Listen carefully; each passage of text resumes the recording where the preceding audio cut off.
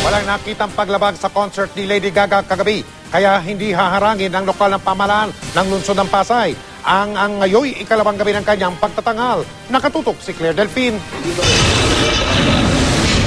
Hindi nahaharangin ng Pasay City Government ang ikalawang gabi ng concert ni Lady Gaga sa kabila ng kaliwat ka ng protesta ng ilang religious groups. Sa isinagawa kasing pagbabantay ng 21-man monitoring team ng lungsod sa concert ni Lady Gaga kagabi, wala silang nakitang problema. Mula sa kasuotan, props, performance ni Lady Gaga, kilos ng mga manonood hanggang sa mga nagpoprotesta, binantayan daw ng monitoring team. Base sa report ng monitoring team, walang dahilan upang iutos ng lokal na pamahalaan ng Pasay ang pagkansela sa concert ngayong gabi ni Lady Gaga.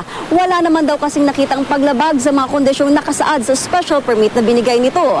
Ayon pa sa report, walang nudity o paggamit ng anumang religious symbol. At maging ang pagkanta ni Lady Gaga ng kontrobersyal na kantang Judas ay di rin nakitaan ng masama ng monitoring team. Sa sinasabi niyong Judas na kinanta, iba-iba ang interpretasyon eh. Kung babasahin mo, sentence by sentence, medyo hindi magandang tignan. Pero pag yung kabuuan noong kanta po, parang sinasabi niya, siya ay sinner, nagsisisi na siya. Na-obserbahan namin na wala naman pong kahit anong act na which tend to offend any religious belief.